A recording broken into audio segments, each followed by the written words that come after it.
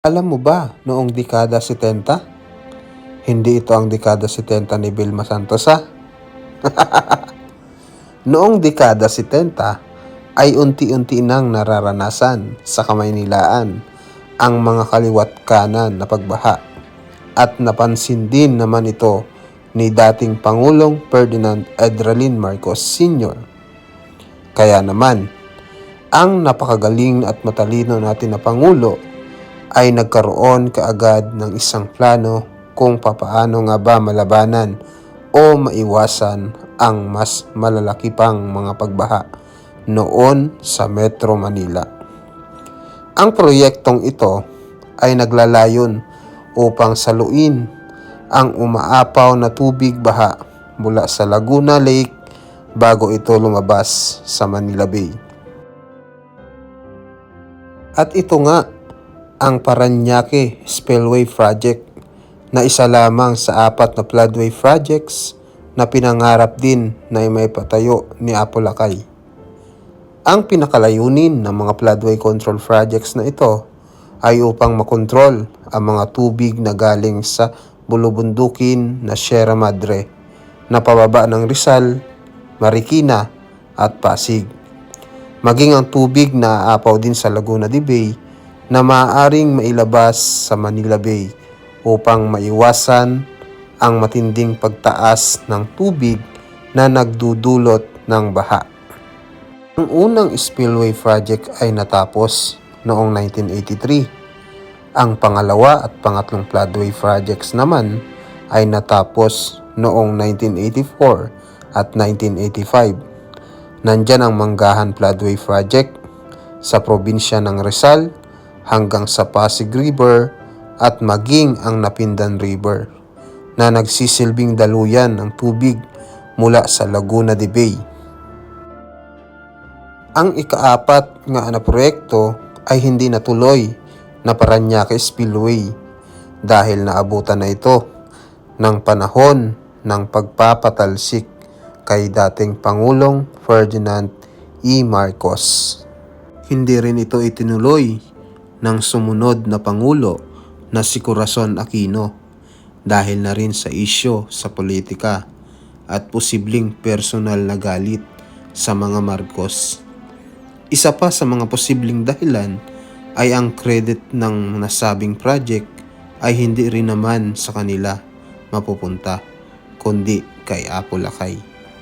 Isang bagay na sinayang ng mga Aquino na sinisisi at isa umano sa mga naging sanhi ng mga malawakang pagbaha noong taong 2009 dahil sa Bagyong Ondoy na nagbuwis ng napakaraming mga buhay ng ating mga kababayan.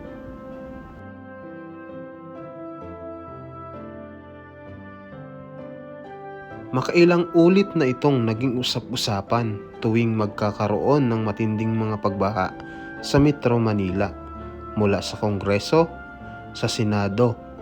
Pero isa lamang ang malinaw noon sa bagay na ito.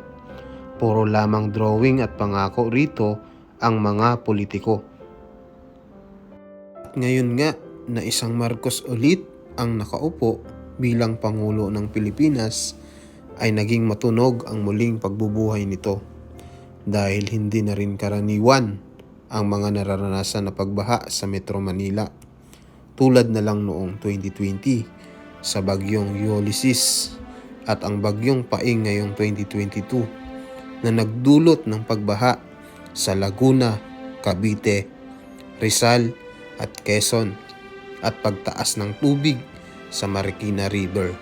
Sakali mang matuloy ang Parañaque Spillway ay maitatayo ang bukana sa Barangay Buli sa lungsod ng Muntinlupa sa timog na bahagi ng Sucat at ang magsisilbing outlet ay ang Zapote River.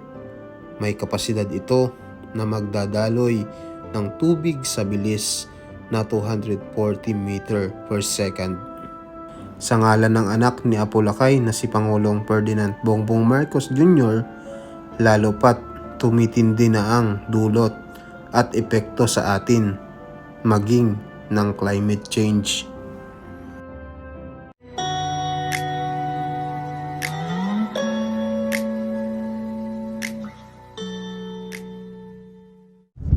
Magandang hapon po sa inyong lahat mga kababayan. At nandito po tayo ngayon sa Naiyacs. Dito tayo dinaan ni Google.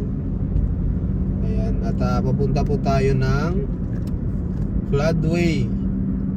So isa rin po ito sa mga proyekto ni FEM, no?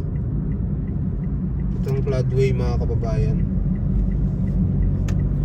At syempre, ito kasing floodway guys, kukonekto sa may Parañaque Spillway sana, kaso hindi natuloy mga kababayan. Dahil nung naupo na ay nung patalsik na ho sa pwesto si Ferdinand Edwin Marcos, si former president, ay hindi na ho itinuloy ni Cory Aquino itong proyekto na ito. Kaya nagkakaroon ho ng mga baha-baha sa ating syudad, mga bawat syudad dito sa Metro Manila, katulad na lamang ho ng Parañaque, ay ng ng Cavite, ng Laguna, lalong lalo na ho ang Marikina. Ayan. Kaya marami pong nagsasuffer sa ganitong sitwasyon. So bali-balita ho na bubuhayin ho itong Parañaque Spillway mga kababayan.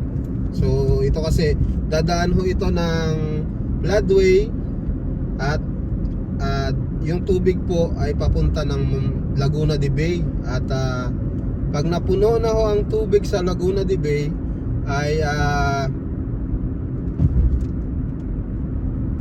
ano naman siya mga kababayan, alpasan siya doon sa may Parañaque Spillway papuntang Manila Bay. Ayan, yun po yung purpose ng Parañaque Spillway, para ho hindi nagkakaroon ng baha mga kababayan. So pupunta tayo dito sa may floodway para makita nyo ito mga kababayan. Itong floodway pala mga kababayan, man-made ho ito, hinukay ito para magkaroon po ng daluyan ng tubig, lalong lalo na po sa tuwing umuulan. Ayan, para maiwasan ho ang pagbaha. Siguro kung hindi ito ginawa, itong floodway, bahang baha ang Metro Manila mga kababayan. Kaya pasalamat po tayo kay former president dahil nagawa ho itong floodway. Kung wala ang floodway, nako, talagang abot siguro bubong ang baha dito sa Metro Manila. Gumawa talaga ng paraan si former president para maiwasan itong mga baha-baha, dahil noong kapanahunan niya ay nararanasan na rin yung mga baha, no, dito sa Metro Manila. Kaya gumawa siya ng paraan para magkaroon po ng mga floodway, no. So guys, nandito na tayo sa EDSA. Ayan, ito yung tunnel na dito sa EDSA. Baka gawang yan, FPM. FPM din ba ito? Hindi ko alam. Hindi ko alam mga kababayan na ang gawa to ni Ferdinand Marcos Ayan, wala pa tayo, hindi pa tayo nagre-research. Pero yung MRT, matik yan, FEM yan. Matik yan. Yung MRT dyan sa gitna, minsan sinasakyan nila ng Pinklawan mga kababayan.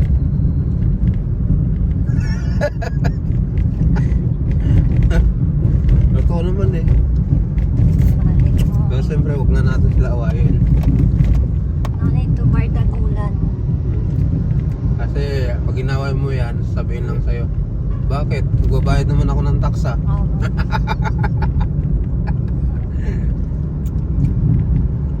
Kaya huwag na natin awayin mga kababayan. Sabi nga ni PBBM, unity. Wala na silang magagawa Wala na kahit silang na magagawa na panalo. nakaupo na eh. Panalo ng Pangulo, ano bang magagawa nila? Panalo na sa PBBM.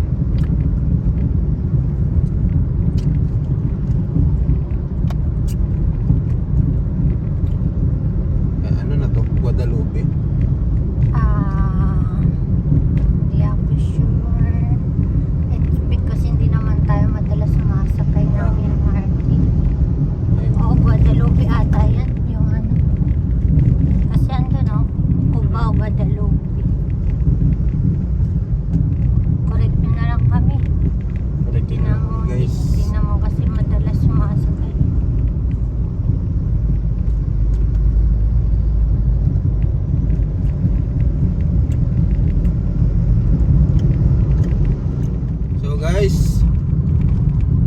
tuloy po tayo. Malapit na ho tayo sa may Guadalupe Bridge. At makikita nyo din po yung Pasig River.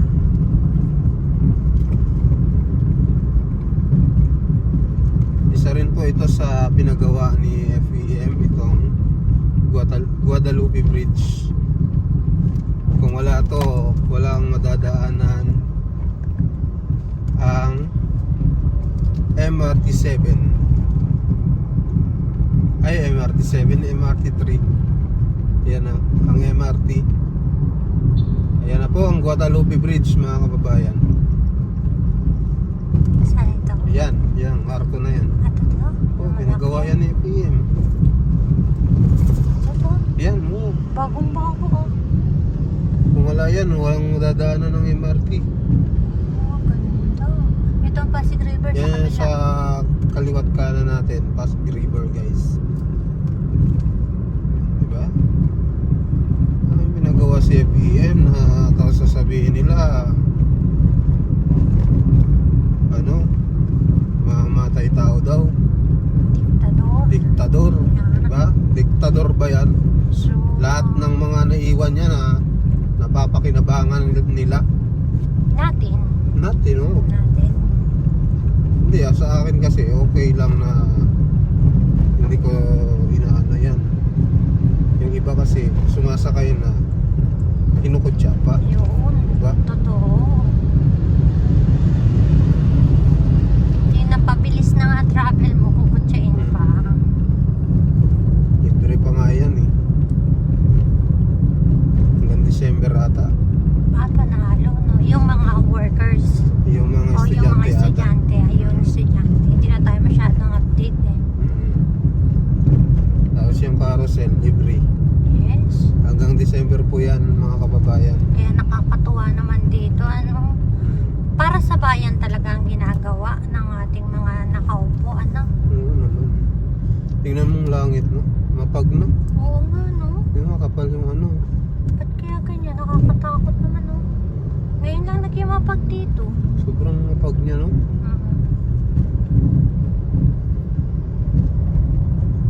Sobrang mausap niya. Wala, hindi nakikita yung ibang building eh. Yan yung Mega Mall, oh. Yan yung Mega Mall eh. Oo, papasok ka na dito dati ha. Kasi sa ilalim tayo. Ayan, okay, pasok. Wala, UP din yung sasakyan Ay, nito. kawawa, oh. UP din. Ano nangyari sa sasakyan niya? Tanggal na ko pagka may nadali siyang motor dyan. Pagka ano. Natanggal ba? O nabali? Wasak yung sasakyan niya, mga kababayan, no? In 200 meters, slide left onto EDSA Autogas flyover Pan-Philippine Highway. Traffic na dito banda, guys. Red na yung ano yun, sa map eh. Dahil ito nga yung pagawing SM Mega Mall. Eh, grabe. Grabe naman si mga ano, biglang lumuso.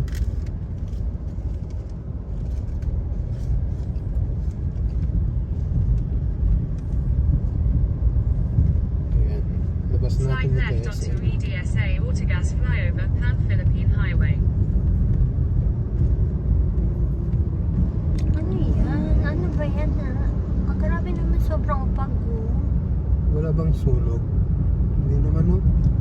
Hindi ko sunog. Grabe naman sobrang ano naman ang Continue puso on ko. Asian Pag Highway no, grabe, 26 ngayon for lang. 1.5 Kahit yung kilometers. sasakyan natin, napag na eh. Ngayon lang natin yan naranasan ganyan ano, kapag Kapag Take the ramp to Pasig. punta tayo Pasig. Pasok ka ayan dito. guys, nandito na po tayo sa may In 200 meters, Robinson, yan yung bandang kanan nyo. Yan, Robinson's Galleria. Tapos dito po tayo kakanan sa may Pasig ano. Papuntang Meralco, Pasig Meralco Road ata to guys. Ano nakalagay dyan? Teka lang. turn right onto Ortigas Ortigas Avenue. Ortigas Avenue. Ipasok ka muna. Tapos balik-pas ka na. Pasig Ortigas sabi nyo. Hindi, Ortigas lang. Pasok ka na dito. Yan. Ito ay Ortigas Avenue. Ayan, Ortigas sabi nyo na tayo mga Continue on kababayan. Ortigas Avenue for Sige, 4 wala nang kilometers. sakyan.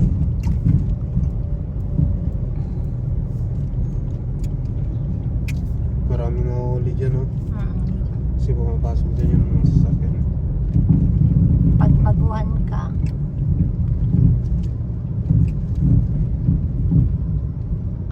Paganda na tayo. Apo. Yan guys, ito Robinson's Galleria. Hello, Robinson. Nag-hello lang ako. Hey guys, nandito na po tayo sa may Meralco Avenue, no? Guys, nandito pa rin tayo sa Ortigas Avenue. 11 minutes na lang po ay nandun na po tayo sa may Floodway, no?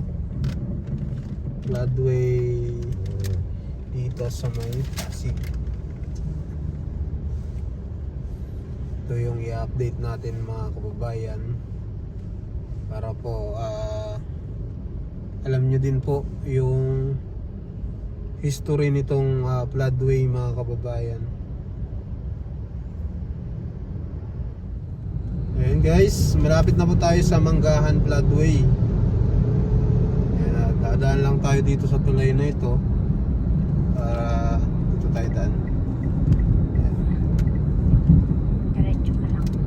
diretso lang po tayo dito para ay, yung tulay na to. Tama. Diretso ka lang po. Ano? Opo. Ayan, dito tayo dadaan guys sa may tulay. Dito sa Bidami. Sige. Lipat naman. Ayan.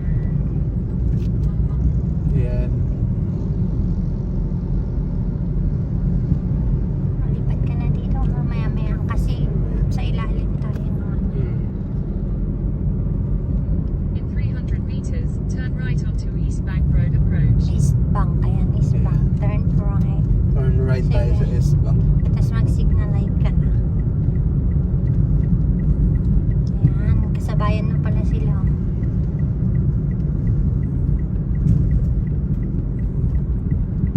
Ay, dito pala po yung tintin. Turn right onto East Bank Road approach, then turn left onto East Bank Road.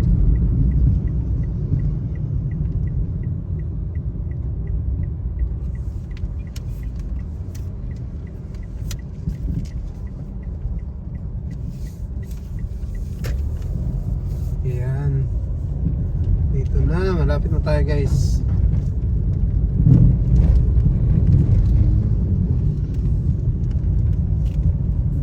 Turn left onto East Bank Road. East Bank Road. Ayan.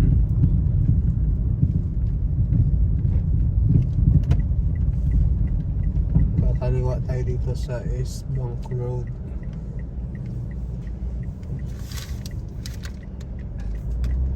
At ito na ang kahabaan ng Manggahan Floodway.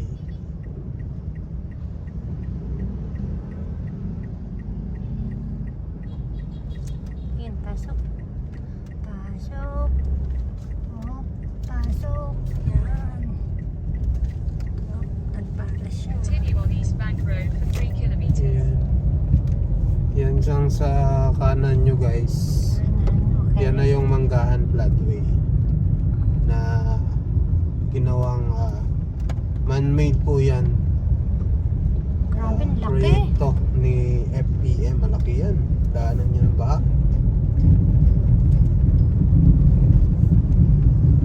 Papuntang Laguna de Bay. Tapos pag napuno ang Laguna de Bay, dadaan naman sana siya sa Paranaque Spillway. Kaso ang Paranaque Spillway ay hindi na po natuloy nung panahon ni Corazon Aquino.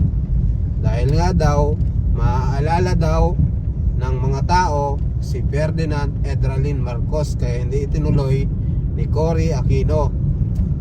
Diba? Grabing mindset mga kababayan. Tayo yung kawawa ngayon.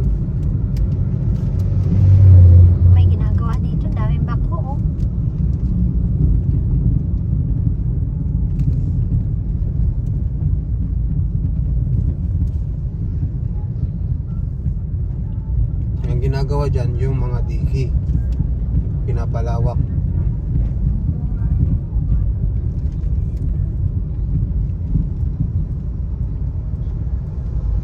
Maya doon tayo magpapalipad guys ng drone para makita nyo tong kahabaan ng floodway na to.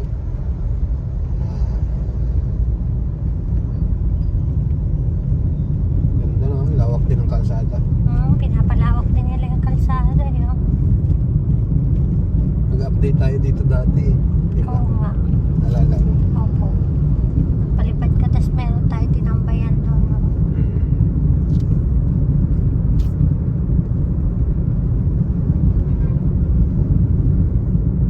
Talagay ko dito ka na sa kabila. Yan.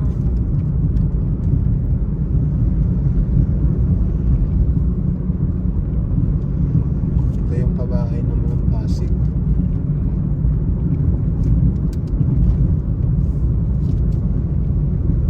Pabahay yan ni Pico Soto ata.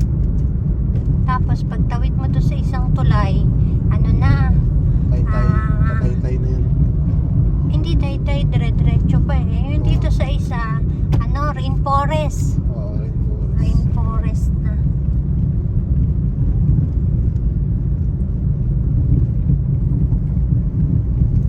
Kala ko nga dati itong ano na to, itong Marikina River. Hindi pala, Manil pala yan.